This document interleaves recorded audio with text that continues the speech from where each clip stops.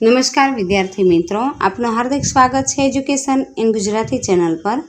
આજનો આપણો વિષય છે ધોરણ 8 વિષય વિજ્ઞાન. તેમાં આપણે જોઈએ ચેપ્ટર નંબર 5 વનસ્પતિઓ અને પ્રાણીઓનું સંરક્ષણ. તેમાં પ્રશ્ન પહેલો જોઈએ કે નીચેના દરેક પ્રશ્નના જવાબ માટે આપેલા વિકલ્પોમાંથી સાચો વિકલ્પ પસંદ કરો. પહેલું છે સુરક્ષિત ક્ષેત્રમાં કોનો સમાવેશ થાય છે? જવાબ આવશે ડી, આપેલ તમામ. બીજું, ગુજરાતમાં ખાલી જગ્યા રાષ્ટ્રીય ઉદ્યાન આવેલું છે? જવાબ આવશે સી, ગીર.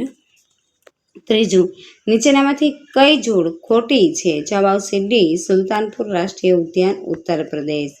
ચોથો પ્રશ્ન, ભાવનગર પાસે વેળાવદર કયા પ્રાણી માટેનું રાષ્ટ્રીય ઉદ્યાન છે? જવાબ આવશે બી, કાળિયાર. પાંચમો પ્રશ્ન છે, નીચેનામાંથી કયું પક્ષી અભયારણ્ય છે? જવાબ આવશે એ, નળ સરોવર.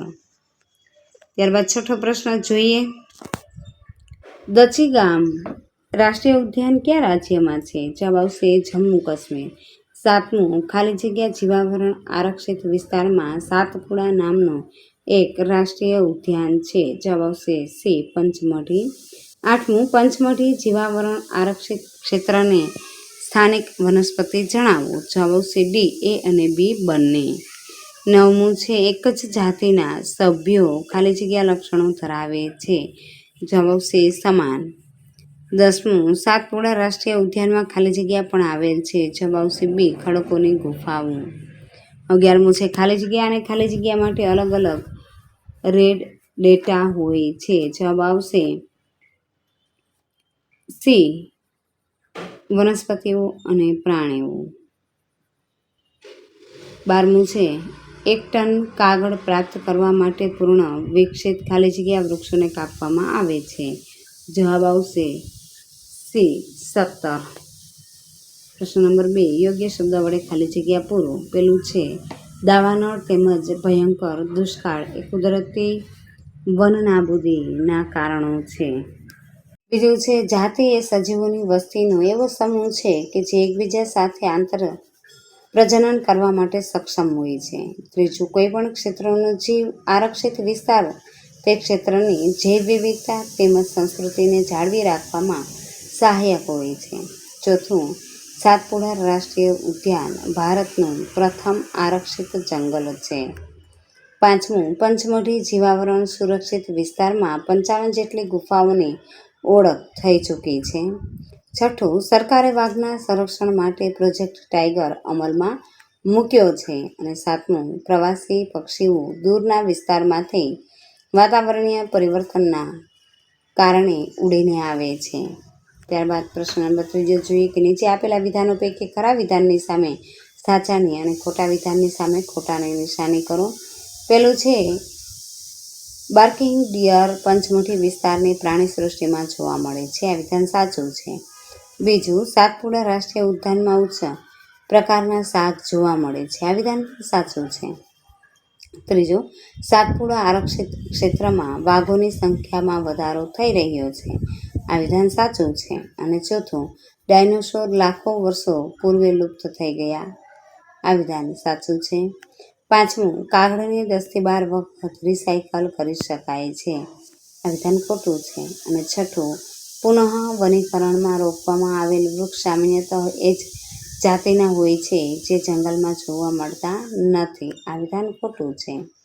ત્યારબાદ ચોથો પ્રશ્ન છે, યોગ્ય રીતે જોડકા જોડો. વિભાગો અને બ આપેલા છે. તેમાં આપણે જોઈએ, વિભાગોમાં પેલું છે વન્યજીવ અભયારણ્ય. તેમાં જવાબ આવશે બી, પ્રાણીઓ તેમના નિવાસ કોઈ પણ પ્રકારની ખલેલથી સુરક્ષિત. બીજું, રાષ્ટ્રીય ઉદ્યાન. તેમાં આવશે ડી, વન્ય પ્રાણીઓ માટે આરક્ષિત ક્ષેત્ર. અને ડી, પ્રાણી સંગ્રહાલય. તેમાં જવાબ આવશે પ્રાણીઓને રક્ષણ અને પોષણ મળે. ચોથું, જીવાવરણ. તેમાં જવાબ આવશે સી, પૃથ્વી પર સજીવોની હાજરી સૂચવતો વિસ્તાર. પ્રશ્ન 5મો, નીચેના પ્રશ્નના એક બે વાક્યમાં ઉત્તર આપો. પેલું છે, વન નાબૂદી એટલે શું? તો કે વનનો નાશ કરી અને પ્રાપ્ત જમીનનો અન્ય કાર્યો માટે ઉપયોગ કરવામાં આવે તેને વન નાબૂદી કહે છે. બીજું, જીવાવરણ એટલે શું? તો કે જીવાવરણ એટલે પૃથ્વીનો એવો ભાગ કે જેમાં સજીવો વસવાટ કરે છે અથવા જે જીવને આધાર આપે તે. ત્રીજું, જૈવ વિવિધતા એટલે શું? જૈવ વિવિધતા એટલે પૃથ્વી પર જોવા મળતા વિભિન્ન સજીવો, તેઓની વચ્ચે આંતરસંબંધ અને તેઓનો પર્યાવરણ સાથેનો સંબંધ. પ્રશ્ન નંબર 4, જીવાવરણ આરક્ષિત વિસ્તારમાં કઈ ક્રિયાઓ પર પ્રતિબંધ છે? જીવાવરણ આરક્ષિત વિસ્તારમાં વૃક્ષારોપણ, ખેતી, ચરવું, વૃક્ષોની કાપણી, શિકાર અને ચામડું પ્રાપ્ત કરવા માટે શિકાર વગેરે જેવી ક્રિયાઓ પ્રતિબંધિત છે. 5મું, રાષ્ટ્રીય ઉદ્યાન એટલે શું? રાષ્ટ્રીય ઉદ્યાન એ વન્ય પ્રાણીઓ માટે આરક્ષિત ક્ષેત્ર છે જ્યાં તે સ્વતંત્ર રૂપે નિવાસ તેમજ પ્રાકૃતિક સંસાધનોનો ઉપયોગ કરી શકે છે. 6મું, વન્યજીવ અભયારણ્ય એટલે શું? વન્યજીવ અભયારણ્ય એટલે એવો વિસ્તાર કે જ્યાં પ્રાણીઓ તેમજ તેના નિવાસ કોઈ પણ પ્રકારના ખલેલથી સુરક્ષિત હોય છે. 7મો પ્રશ્ન છે, જીવ આરક્ષિત વિસ્તાર એટલે શું? જીવ આરક્ષિત વિસ્તાર એટલે વન્ય સજીવો, વનસ્પતિઓ તેમજ પ્રાણીઓ અને તે વિસ્તારમાં આદિવાસીઓના પારંપરિક જીવનશૈલીના સંરક્ષણ માટે વિશાળ સુરક્ષિત વિસ્તાર. 8મો પ્રશ્ન છે, ગુજરાતમાં આવેલા અભયારણ્યોના નામ લખો. કોઈ પણ 4. ગીર અભયારણ્ય, વેળાવદર, નળ સરોવર પક્ષી અભયારણ્ય, જાંબુઘોડા અભયારણ્ય, ખીજડીયા અભયારણ્ય અને ઘોડખર અભયારણ્ય. 9મો પ્રશ્ન છે, સ્થાનિક જાતિ એટલે શું? વનસ્પતિઓ અને પ્રાણીઓની એવી જાતિઓ કે જે કોઈ એક ચોક્કસ ક્ષેત્રમાં વિશિષ્ટ રૂપે જોવા મળે તેને સ્થાનિક જાતિ કહે છે. 10મો પ્રશ્ન છે, પંચમઢી જીવાવરણ આરક્ષિત ક્ષેત્રના સ્થાનિક પ્રાણીઓ જણાવો. બાયસન એટલે કે જંગલી બળદ, વિશાળ ભારતીય ખિસકોલી અને ઉડતી ખિસકોલી પંચમઢી જીવાવરણ આરક્ષિત ક્ષેત્રમાંના સ્થાનિક પ્રાણીઓ છે. 11મો પ્રશ્ન છે, લુપ્ત તથા જંગલી પ્રાણીઓ કે જે અભયારણ્યમાં સુરક્ષિત છે તેમના નામ જણાવો. કાળું હરણ, હાથી, સોનેરી બિલાડી, ગુલાબી શીર્ષવાળું બતક, ઘડિયાળ, કાદવમાં રહેતો મગર, અજગર, ગેંડા વગેરે જેવા પ્રાણીઓ અભયારણ્યમાં સુરક્ષિત તેમજ સંરક્ષિત છે. 12મો પ્રશ્ન છે, ભારતીય અભયારણ્યોમાં કેવા વિસ્તારોનો સમાવેશ થાય છે? ભારતીય અભયારણ્યોમાં મોટા સપાટ જંગલો, પહાડી જંગલો તથા મોટી નદીઓના મુક્ત ત્રિકોણ પ્રદેશની જાળીવાળી જમીન અથવા ઝાડીઓ વગેરેનો સમાવેશ થાય છે. 13મો પ્રશ્ન છે, સુરક્ષિત જંગલો પણ વન્ય પ્રાણીઓ માટે સંપૂર્ણ રીતે સુરક્ષિત નથી. શા કારણે? સંરક્ષિત જંગલો પણ વન્ય પ્રાણીઓ માટે સંપૂર્ણ રીતે સુરક્ષિત નથી કારણ કે તેની આસપાસના ક્ષેત્રમાં રહેવાવાળા લોકો તેનો અતિ ઉપયોગ કરી અને નષ્ટ કરી દે છે. 14મો પ્રશ્ન છે, કેટલાક આદિવાસીઓ જંગલ પર આધારિત છે, કેવી રીતે?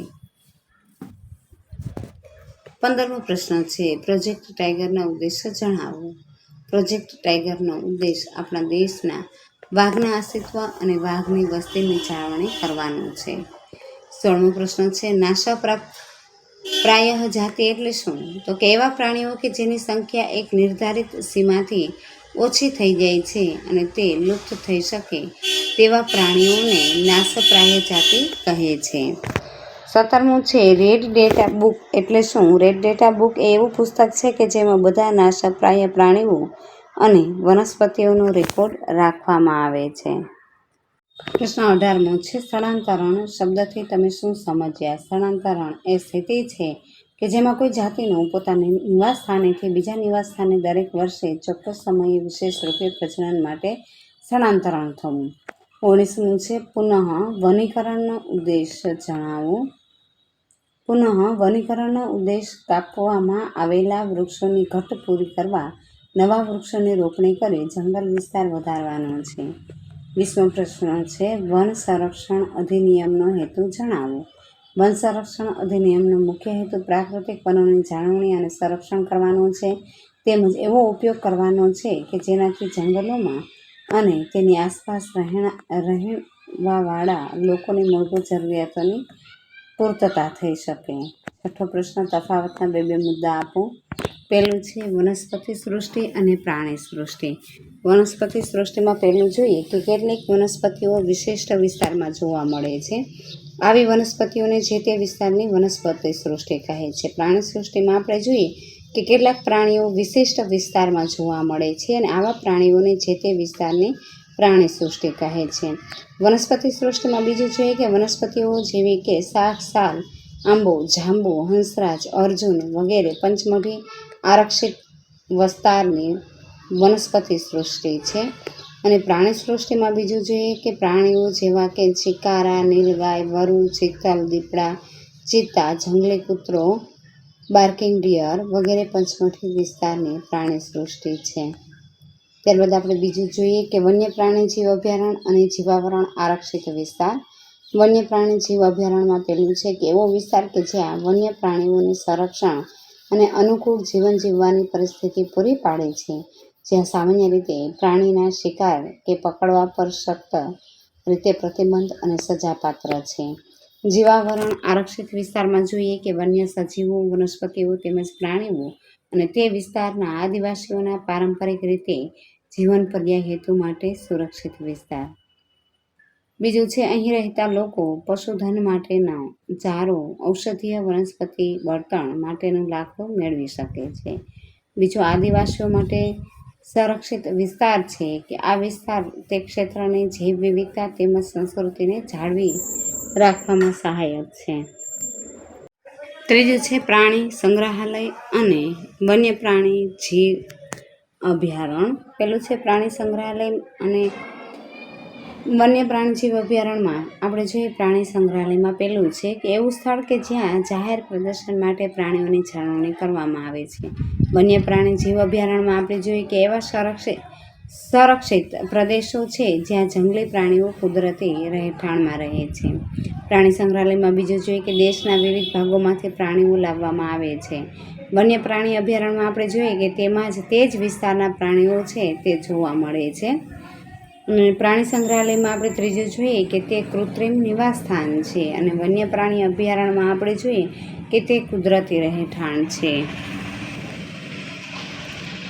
પછી નાશપ્રાય જાતિ અને લુપ્ત જાતિ. નાશપ્રાય જાતિમાં પહેલું છે કે એવા પ્રાણીઓ કે જેની સંખ્યા નિર્ધારિત સીમાથી ઓછી થઈ જાય અને તે લુપ્ત થઈ શકે તેવા પ્રાણીઓની નાશપ્રાય જાતિ કહે છે. લુપ્ત જાતિમાં પહેલું છે કે એવા પ્રાણીઓ કે જે પહેલાં જોવા મળતા હતા પરંતુ હાલના સમયમાં જોવા મળતા નથી તેવી જાતિને લુપ્ત જાતિ કહે છે.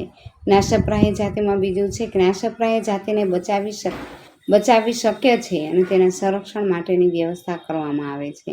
લુપ્ત જાતિમાં બીજું જોઈએ કે લુપ્ત જાતિને બચાવી શક્ય નથી. નાશપ્રાય જાતિમાં ત્રીજું જોઈએ કે વાઘ, સિંહ, જંગલી ભેંસ, હાથી વગેરે પ્રાણીઓ નાશપ્રાય જાતિ છે અને લુપ્ત જાતિમાં ડાયનોસોર વર્ષો પહેલાં લુપ્ત થઈ ગયા હતા.